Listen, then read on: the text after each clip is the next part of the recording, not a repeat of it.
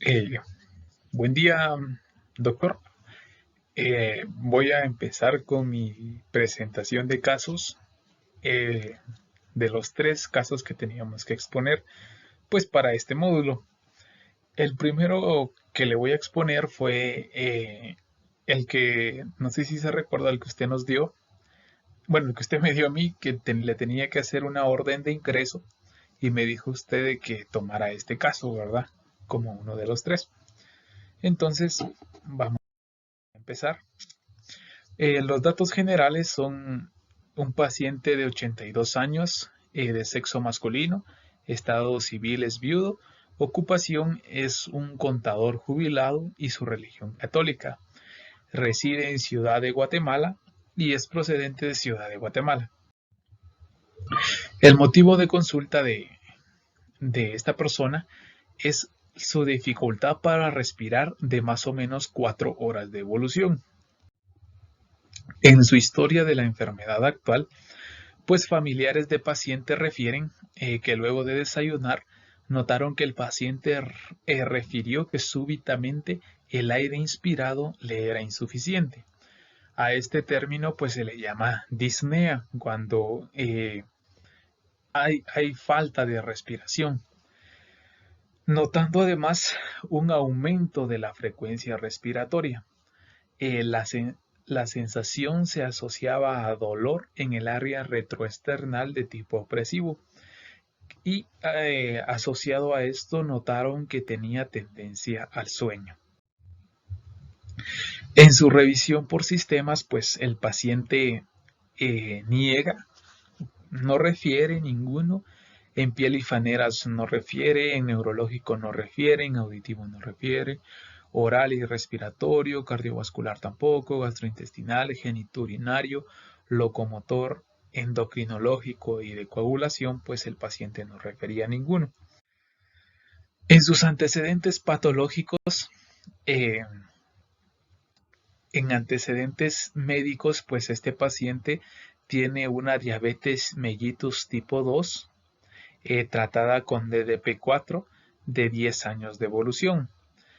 Antecedentes quirúrgicos, también refería con un reemplazo de cadera de hace 3 semanas. En sus antecedentes alérgicos niega que es alérgico a algún medicamento. Antecedentes ginecobstétricos no refiere, riesgos por VIH no refiere, prueba de COVID negativa y antecedentes familiares negativos. En sus antecedentes no patológicos, gestacionales no refiere, perinatales no refiere, neonatales no refiere, crecimiento y desarrollo no refiere. En la vacunación, pues el paciente se encontraba completo, en su ciclo reproductivo no refiere, historia reproductiva no refiere, hábitos defecatorios y urinarios, orina 3 veces al día y defeca 1 vez al día. Hábitos del sueño no refiere, hábitos alimenticios no refiere y actividad física, no hay actividad física ni rutinarias. El examen físico. Al examen físico este paciente entra con una presión arterial de 60-40, o sea que el paciente está hipotenso. Ese es un aspecto muy importante para poder llegar al diagnóstico. Tiene una frecuencia respiratoria de 112, una frecuencia cardíaca, una frecuencia cardíaca de 112, que es es otro signo importante para poder llegar al diagnóstico. Su frecuencia respiratoria es de 25 con un patrón de Kussmaul. Su temperatura es de 38 grados Celsius y su llenado capilar es mayor a 3 segundos. El paciente se encuentra nubilado con tendencia al sueño.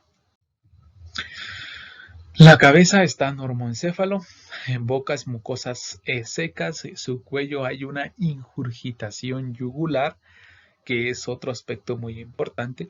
El tórax está simétrico, expandible, con aumento del diámetro anteroposterior. En el corazón hay ruidos alejados, taquicárdico y presencia de S3. Miembros inferiores hay una enfermedad venosa de grado 3 y el resto del examen físico pues se encontraba normal. Al diagnóstico que nosotros pues le realizamos en esa clase fue una tromboembolia pulmonar y cetoacidosis por diabetes. A esto, pues usted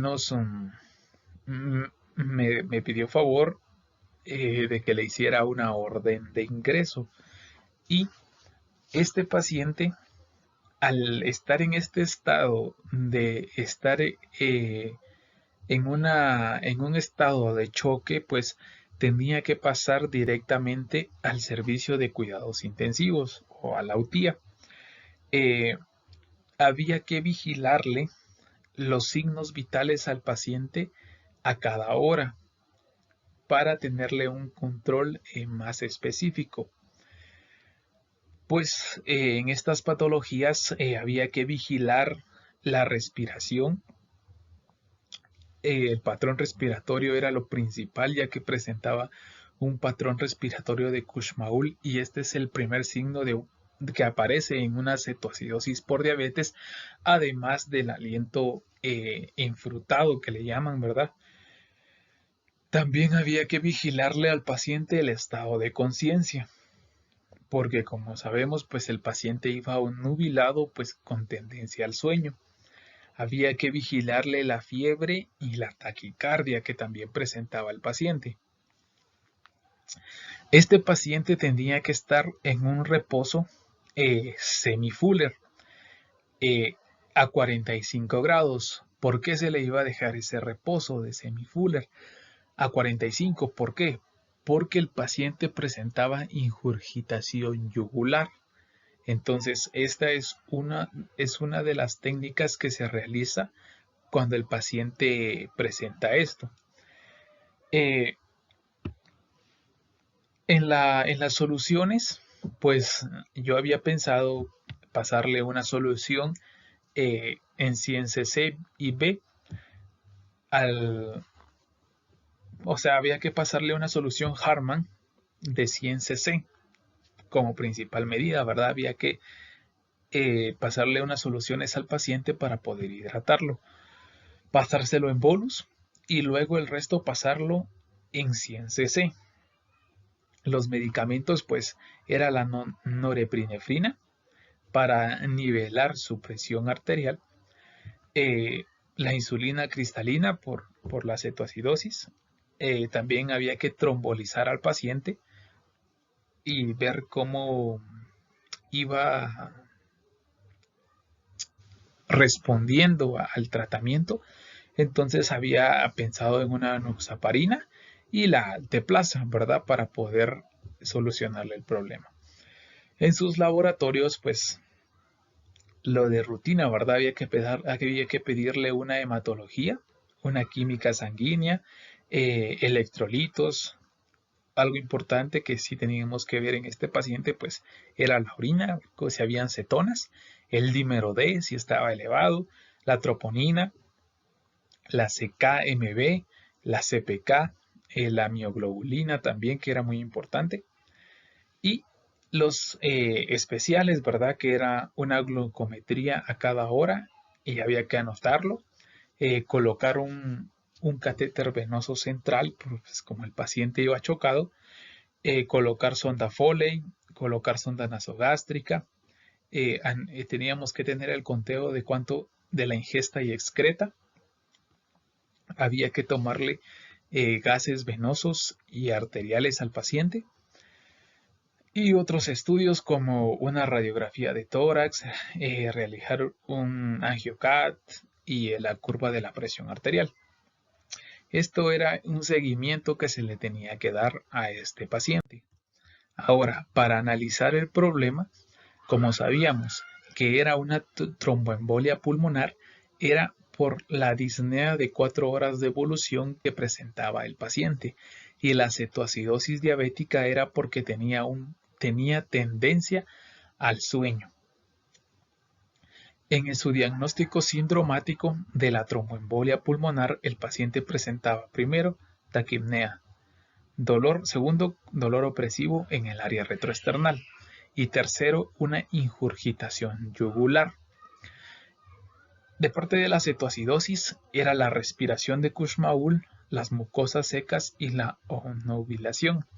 Lo que pudo haber pasado con este paciente es que debido a que tenía una cetoacidosis diabética, teniendo esto el paciente se deshidrató.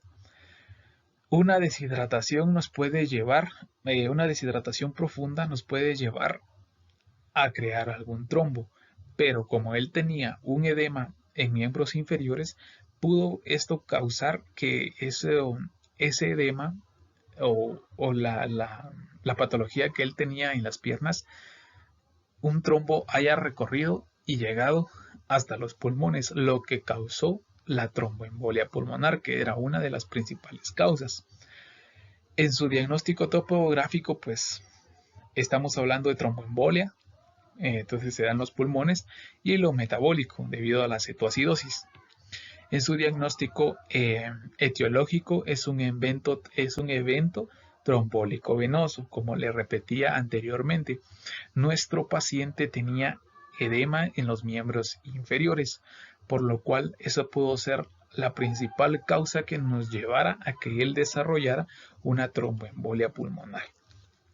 En los diagnósticos diferenciales a tromboembolia pulmonar, pues una neumonía, asma, neumotórax, insuficiencia cardíaca congestiva, un síndrome coronario agudo. En cetoacidosis diabética, como diferencial podemos tener una rhabdomiólisis, una hiperglucemia, incluso sepsis, que ya estamos hablando de algo más grave cuando hablamos de sepsis, y una acidosis láctica. Entonces, esto son los diagnósticos diferenciales de esta patología. Se me olvidaba comentarle que la tromboembolia pulmonar yo la había clasificado como masiva. ¿Por qué? Porque para clasificar una tromboembolia pulmonar masiva y submasiva. Una submasiva, ¿por qué? Porque la tromboembolia pulmonar masiva es aquella que se va a asociar a un estado de choque y nuestro paciente estaba chocado. También se asociaba a una hipotensión arterial y nuestro paciente tenía hipotensión arterial. Entonces, esto es lo que nos lleva a clasificar esta tromboembolia pulmonar en masiva. Eso solamente, doctor. Este fue mi primer caso y pues en los siguientes links están los otros dos. Muchas gracias.